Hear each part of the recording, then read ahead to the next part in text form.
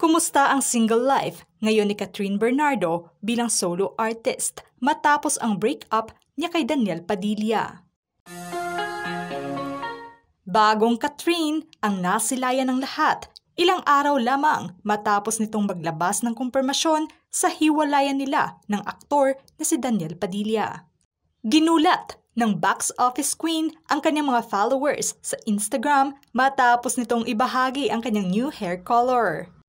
Makikita naman sa mismong post ng aktres ang bagong orange hair color nito. Sa caption naman niya, "I hope Santa still recognizes me with orange hair."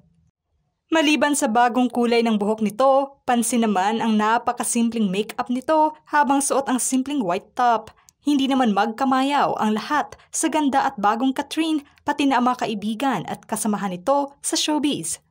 Kaya naman, sa loob lamang ng isang oras, pumalo na kaagad sa 642,000 plus ang likes sa naturang post.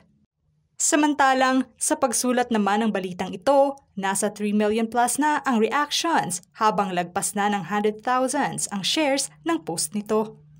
Napansin naman kaagad ng mga netizens kung bakit orange hair ang kulay na napili ng aktres na indikasyon umano ng freedom. Isa pa sa nais patang komento sa naturang post ng aktres ay ang komento ng veteranong aktor na si Ron Valdez. Marami ang napatango sa rebelde comment nito na siyang maiuugnay nga sa hiwalayan ng dalawa. Kasunod naman ang naturang new hair post ng aktres ay ang pasasalamat niya sa kanyang mami Min. Aniya, pinagpala talaga siya dahil tunay na best support system nito ang kanyang ina sa mga challenges nito sa kanyang karera sa industriyang kanyang pinili. "Thank you, Mama, for being my #1 supporter since the beginning, from accompanying me to auditions to encouraging me as I experienced rejections and then to finally fulfilling our dreams together." Ibinahagi naman ng aktres ang all-smile na larawan nilang mag-ina. Matatandaang naglabas din ng madamdaming mensahe ang ina ng aktres sa naging hiwalayan ng couple. Pinasalamatan nga nito ang buong fans ng Katniel na walang sawang nagbigay ng pagmamahal at suporta sa dalawa sa loob ng ilang taon. Sa ngayon, inabangan ng karamihan ang magiging takbo ng karera ni Catherine ng mag-isa. Ngunit bago pa man simulan ang mga sorpresang hatid ng aktres sa kanyang mga fans bilang solo artist, kabilang muna sa dadalo ang dating magkasintahan sa biggest Hallyu event ng taon, ang Asia Artist Awards na gaganapin sa Philippine Arena sa darating na December 14. Nagkaantabay naman ang lahat kung magsasama ba ang mga ito nararampa sa red carpet o ba kaya ay magkahiwalay. Ang naturang partisipasyon ng aktres sa AAA 2023 ay ang pangalawang appearance na nito sa Hallyu-centric event. Matapos na maiuwi ng kapamilya star ang Outstanding Asian Star sa Seoul International Drama Awards 2023 noong September 21. Ang naturang rekognasyon ng aktres ay dahil na sa pagganap nito sa kanyang karakter bilang nurse sa tinutukang teleseryeng Too Good to Be True. Gigil naman ang mga fans ngayon pa lamang na masilayan nila ang aktres sa panibagong pelikula nito. Matapos ang hit movie nitong A Very Good Girl na pumalo ng ilang milyon sa mga sinihan, aabangan naman ng lahat ang isa pang pelikula nito. Maituturing na ito na ang pinaka-daring na proyekto ng aktres. Pinaalalahanan naman ang mga fans ng aktres na tutukan ang upcoming action drama film nitong Elena 1944 na siyang magbibigay ng panibagong timpla sa pagiging artista ng aktres. Gagampanan ng aktres ang comfort woman panahon ng mga Hapon. Ang naturang pelikula ay adapted sa Palangka Award at Black Sheep Productions umano ang producer nito sa direksyon na ni Olivia Lamasan. Matatandaang may pasilip na nga ang aktres noong Marso pa lamang sa naturang pelikula. Ito din ang kauna-unahang pagtawid ng aktres sa ibang produksyon.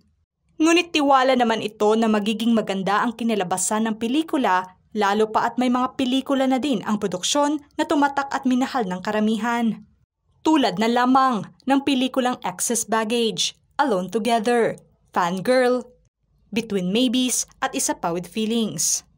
Kung matatandaan naman, na inihayag ng aktres noong Marso na kabilang sa aabangan ng mga fans nito ang reunion movie nila ng dating kasintahan na siyang pangungunahan ni Derek Cathy Garcia Molina. Ngunit dahil nga sa hiwalayan nila ngayon ay tila malabo na itong mangyari. Target na ipapalabas sana ang hindi pa kumpirmadong pelikula ng dalawa sa susunod na taon. Inihayag naman ng Stars Cinema noong Marso na magkahiwalay na press conference ang gagawing anunsyo sa pelikula ng dalawa. Sa kabila man ng malungkot na hiwalayan ng couple ay kinilig naman ang iba sa naging hiling ni Jericho Rosales na makatrabaho ang aktres. Saad nga nito na may sense umano na makasama niya sa isang proyekto si Catherine. Taong 2019 pa lamang ay bukas na sa usaping ganito ang aktor kung saan aniya. Naunahan pa ito ni Alden Richards kung saan nagkomento naman si Catherine sa naging pahayag nito. Na nagkaka-flatter umano at nanggaling pa ito sa isang Mr. Jericho Rosales. Napaka-random man kung maituring ang parinig ng aktor na makatrabaho ang aktres. Hiling naman ng mga fans na matuloy ito lalo pa ngayon ay handang-handa na ang aktres na tanggapin ang mga nakakapanindig balahibong aktingan at proyekto. Nakabinbin naman sa ngayon ang ilan pa sa mga hirit ng fans na sana ay makatrabaho ng mga bigating aktor at aktres ito. Kung marami man ang nalungkot sa hiwalayan ay may iba naman na sinuportahan ang bagong yugto nito bilang solo artist. Tiyak at sigurado naman ang lahat na mabibigyang hustisya nito ang mga proyektong gagawin bilang Catherine Bernardo. Halatang halata pa rin ang karamihan na napaka-blooming ng aktres sa kabila man ng hiwalayan nila ni Daniel. Marami nga ang hindi magkamayaw sa ganda ng aktres sa opisyal na music video ng ABS-CBN Christmas Station ID. Dito pa lamang ay magkahiwalay na sa screen ang couple, kung saan inilarawan naman ng karamihan na as a strong, independent woman na ang aktres. Bukod sa napakaganda ng register nito sa screen ay nakitaan na nila ito ng palaban na aura. Alam naman ng lahat na isa ito sa may pinakamaraming endorsements, pelikula at teleserye at in-demand na artista ngayon. Wala namang ibang hiling ang mga fans para na sa aktres, kundi maging masaya ito sa mga darating pa na oportunidad sa kanyang karera. Solo artist man ngayon ang aktres ay hindi naman ito ikinabahala ng kanyang mga fans dahil simula umpisa, nakilala naman nila ito as Catherine Bernardo. Hanggang sa ngayon ay dominado pa rin ang Katniel searches online. Ilang linggo pa lamang ang nakalipas ay marami pa rin ang hindi makapaniwala sa balitang hiwalayan ng isa sa mga minahal at sinuportahang love team at real-life couple ng bansa. Ang naturang mga update ng aktres ngayon ay tila hudyat umano ng matapang at palaban na Catherine Bernardo. Mga ka-showbiz peeps, kayo, ano ang say nyo sa paksang ito? Write your comments down below.